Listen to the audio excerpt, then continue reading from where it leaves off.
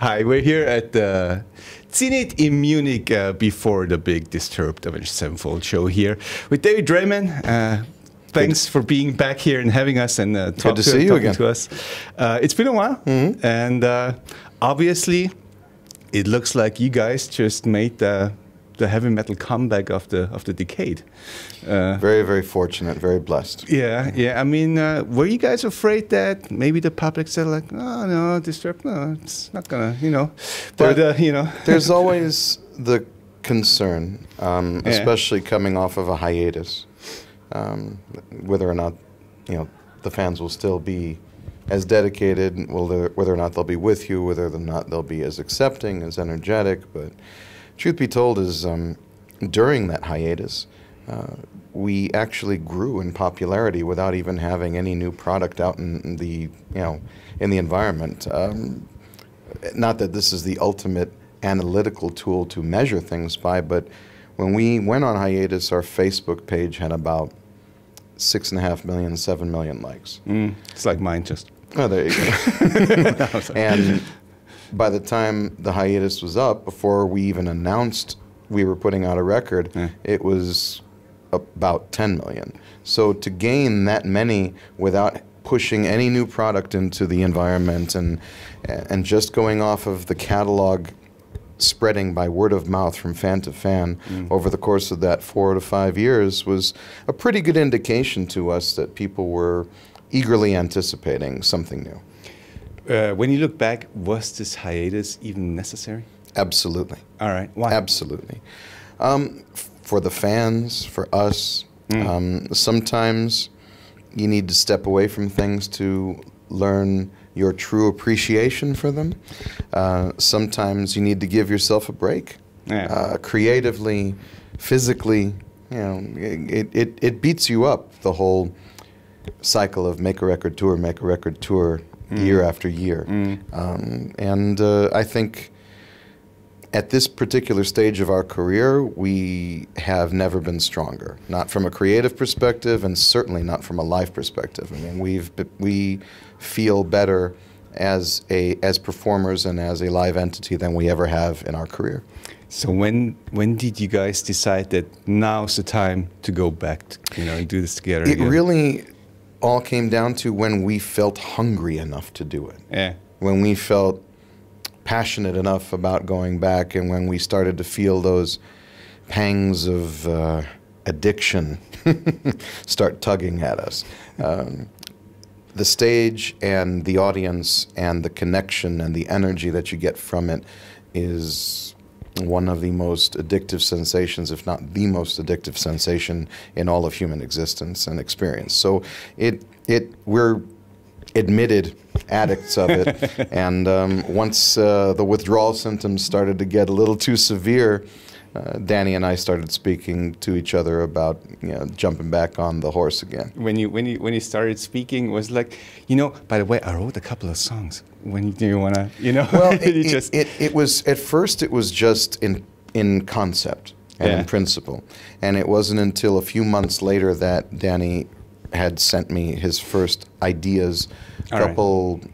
2 or 3 rough structures of some riff ideas, and then the whole process began. All right.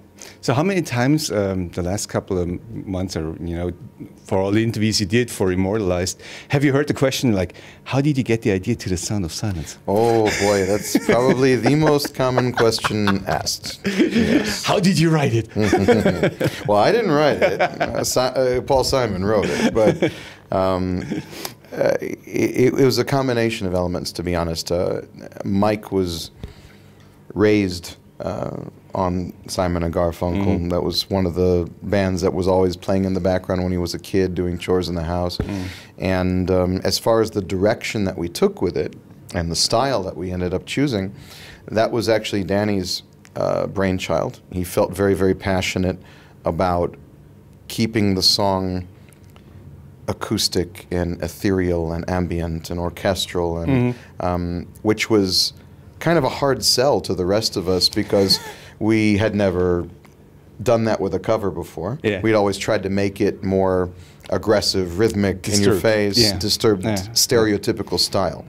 But I'm very, very glad that he was as passionate about it as he was, and I'm very, very glad that we followed his intuition, because obviously the results definitely speak for themselves. Do you think that there are, or have you experienced now with this tour, that there are a lot of people in the audience who just come to see you playing The Sound of Silence and they don't really know what Disturbed is all about, you know, otherwise? I haven't seen any of that. Good. No evidence of that whatsoever. In fact, the most recurring series of comments that I get is that people who were introduced to the band via the Sound of Silence cover then were so excited and curious that they tried to listen to a bunch of the rest of the catalog.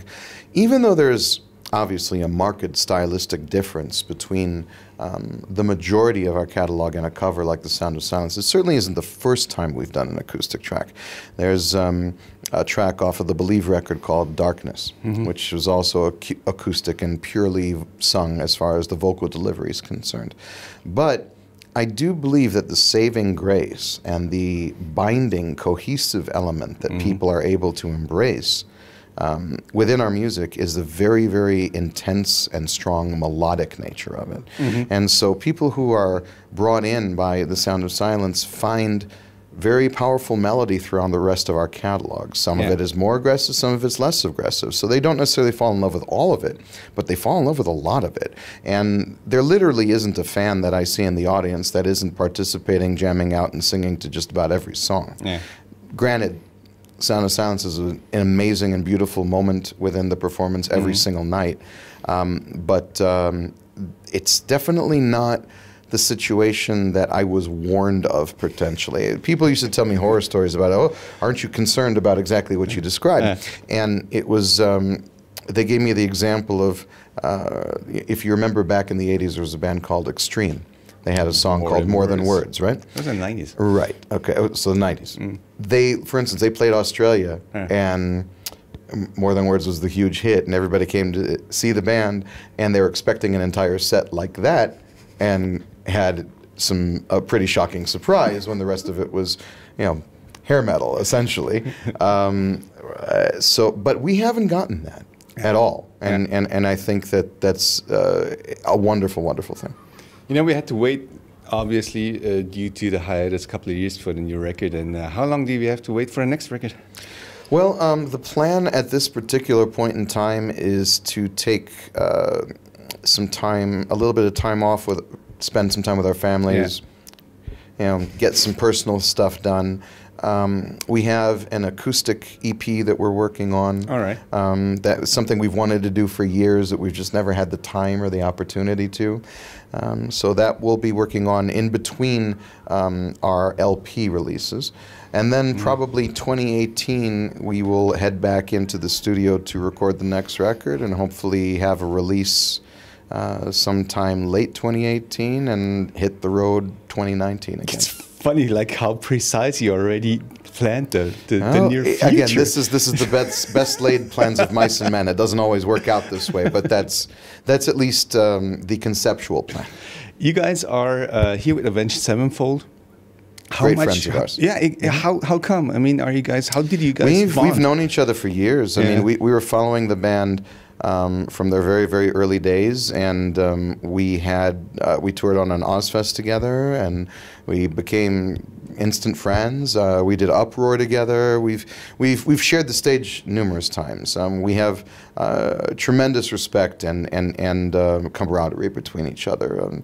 It's always wiser to stick together, you know, in this genre. And they're great guys, you know, they're hard not to love. So it's been a pleasure. They're intensely talented, and you know, what they've been able to achieve as far as success is concerned within the past 10 years of their career is really remarkable. Was there ever a discussion about who's headlining this tour over here? There were discussions and negotiations, not between band to band, in terms of agents, in terms of managers. And look, you know, calling a spade, those guys have had a tremendous amount of success over here, and they draw big numbers, and they have probably a 30 to 40% female audience that's out there that we don't have.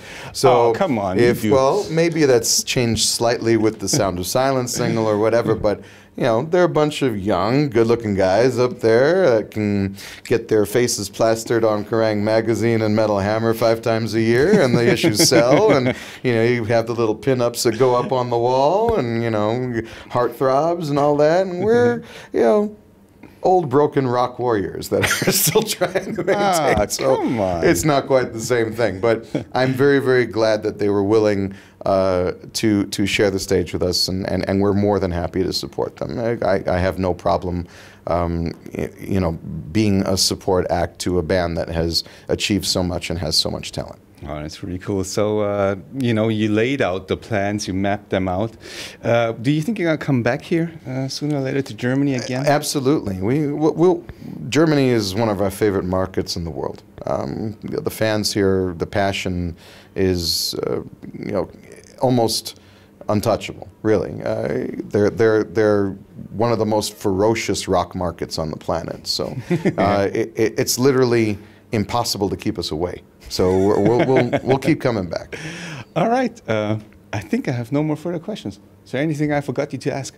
I think we're good. Okay. We talked so much about the Sound of Silence. I'm sorry. I mean, don't be sorry. I love talking about it. The funny thing is, like when you released the Vengeful one, I thought I'd be playing the heavy metal summer hit of the season, which I did. And then when the Sound of Silence came out, I go like.